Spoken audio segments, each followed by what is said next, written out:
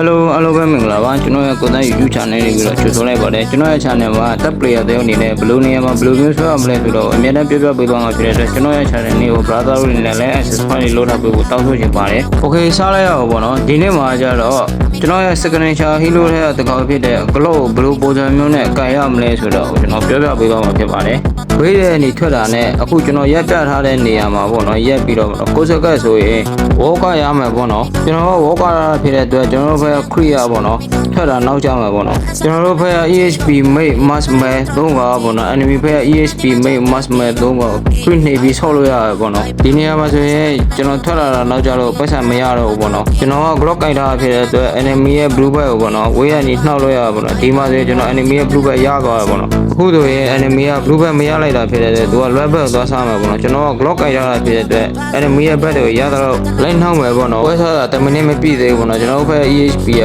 enemy ဘက် EHP solo game ရလိုက်တယ်ဗျာအခုဆိုရင်ကျွန်တော်နောက်ကကျွန်တော်ဘက် hyper လည်းပါလာပေါ့နော် enemy က red bag စားတာမပြီးသေးဘူးပေါ့နော်ဒီမှာဆိုရင်ကျွန်တော်ဘက် red bag လည်းရတယ်ပေါ့နော်ကျွန်တော်ဘက်အသိမိတ်လာနည်းနည်းနောက်ကျတော့ပေါ့နော်ကျွန်တော်တို့ hyper ပြန်သေးသွားတာပေါ့နော်ကျွန်တော်တို့သိမိတ်တွေရောက်လာချိန်မှာ enemy ရဲ့ hyper ကိုပြန်ရလိုက်တယ်ဗျာဒီမှာဆိုရင်ဘာဖြစ်လို့ကျွန်တော်မဘက်ဘက်နဲ့ချုပ်ထဲမှာနေခဲ့လဲဆိုတော့ enemy ရဲ့ hyper ကဘယ်လဲပေါ့နော်ဘယ်ရဲ့ speed 2က movement speed များတယ်ပေါ့နော်အဲ့ဒါကြောင့်ကျွန်တော်ချုပ်ထဲမှာနေခဲ့တယ်ပေါ့နော်ကျွန်တော်တို့မေးရလော့သွားတယ်ဗျာအဲ့ဒါကြောင့်ကျွန်တော်တို့ဘက် hyper ရောက်လာတော့ကျွန်တော်တို့ budget ပြန်နိုင်သွားဗျာကျွန်တော်တို့ဘက် hyper ပတ်ဆက်2မိနစ်ပဲရှိသေးတယ်ပေါ့နော်မိနစ်ရဲ့ပါတခါလဲထွက်တော့တာတယ်ပါတခါလဲရသွားတယ်ပေါ့နော်ဒီနေရာမှာဆိုရင်ကျွန်တော်ဘက်တော့နှောက်တယ်ပေါ့နော်ဘက်တော့တဲ့အချိန်မှာကျွန်တော်ကင်မဖွင့်ချင်လို့ကျွန်တော် RG နဲ့ပတ်လိုက်တဲ့အချိန်မှာကျွန်တော်တို့ဘက် mask မဲ့တခါသေးသွားတယ်ပေါ့နော်အဲ့ဒါနဲ့ကျွန်တော်က mask မဲ့လေးကိုတခါတော့သွားကပ်ပေးလိုက်တယ်ဗျာသွားကပ်ပေးလိုက်တဲ့အချိန်မှာကျွန်တော်တို့ဘက် hyper လဲပါလာတယ်ပေါ့နော်အဲ့ဒါနဲ့ကျွန်တော်တို့ enemy mask မဲ့ကိုရလိုက်တယ်ဗျာကျွန်တော်တို့ဘက် mask မဲ့ကိုရှိခွာလို့ရသွားတယ်ပေါ့နော်ဒီနေရာမှာဆိုရင်ဗျာကျွန်တော်ဘက်ကတာတယ်လုံးနေတဲ့အတွက် enemy ဘက်ကလုံမှာ hyper mask မဲ့သုံးပါကျွန်တော်ထိပေးထားတာပေါ့နော်အဲ့ဒါတော့ enemy ဘက်က hyper ကျွန်တော်တို့ main တော့ဝယ်တော့ကျွန်တော်တို့ main က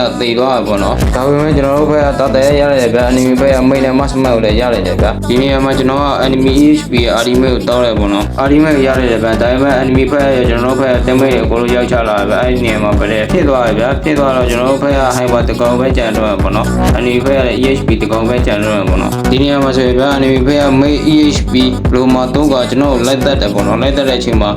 damage မလောက်ဘူးပေါ့နော်မလောက်တော့ကျွန်တော်တို့ဘက်ကတင်မိတ်တွေရောက်ချလာပြီးတော့ဘတ်တက်ဖြစ်တယ်ပေါ့နော်ဘတ်တက်ဖြစ်တဲ့အချိန်မှာသူတို့ဘက်ကပါစပန်မှမရှိတော့သူတို့ဘက်ကတင်မိတ်တွေကိုလုံးပြန်ကျသွားတယ်ပေါ့နော်ဒီနေရာမှာဆိုရင်လော့ဘတ်တယ်ပေါ့နော်ကျွန်တော်တို့ဘက်က mask မဲ့ frame ကောင်ကိုပြန်လို့မလို့မဟုတ်ရင်သိမယ်ပေါ့နော်ဒီနေရာမှာဆိုရင်ဗျာ enemy ဘက်ကမှားရပါဘာဖြစ်လို့လဲဆိုတော့သူတို့ဘက်က4ယောက်ပဲကြီးတယ်ဗျာ4ယောက်နဲ့5ယောက်နဲ့ဘတ်တက်လာဆိုင်တော့ကျွန်တော်တို့ဘက်ကဘတ်တက်နိုင်သွားပါပေါ့နော်နောက်ပြီးတော့လော့လည်းရသွားဗျာဒီနေရာမှာဆိုရင်ပေါ့နော်ကျွန်တော်ကချုပ်လေးလိုက်ဆက်နေတာတော့ enemy ဘက်က EHP ရပေါ့နော်ကျွန်တော်တို့ဘက်က mask မဲ့တက်ဖို့လို့ဒီမှာသူက frame ကောင်ပေးပြီးတော့ပြန်ပတ်လိုက်ရတယ်ပေါ့နော်ဒီနေရာမှာဆိုရင်ဗျာ brother တို့ကြီးလိုက်ဗျာကျွန်တော်က RD မဲ့ဗျာ enemy လုံမာရ RD မဲ့လည်းမလို့လွဲသွားပါပေါ့နော်အဲ့ဒီနေရာမှာပေါ့နော်ကျွန်တော်တို့ဘက်ကလည်း3ယောက်လောက်ကြာသွားတယ် enemy ဘက်ကလည်း3ယောက်လောက်ကြာသွားပါပေါ့နော်အခုတည်းဗျာစကဲလော့ထွက်ဗျာစကဲလော့လွဲတဲ့အချိန်မှာ enemy ဘက်ကကျွန်တော်တို့4ယောက်တည်းရှိတော့တည်တော်လို့ပေါ့နော်သူတို့ဘက်ကဘက်တဲ့တိုးပြီးတော့ဆိုင်ရပေါ့နော်အဲ့ဒီအချိန်မှာ enemy ဘက်က RD မဲ့တွေအကုန်လုံးရလိုက်တယ်ဗျာအဲ့ဒါနဲ့ကျွန်တော်တို့ဘက်က EHP သိသွားဗျာကျွန်တော်ကပေါ့နော်ခုနနေရာမှာသာ RD ကိုတိုးလိုက်မှဆိုရင်ကျွန်တော်တို့ဒီနေရာမှာဘက်တဲ့နိုင်စရာအကြောင်းမရှိဘူးပေါ့နော်ကျွန်တော်ရဲ့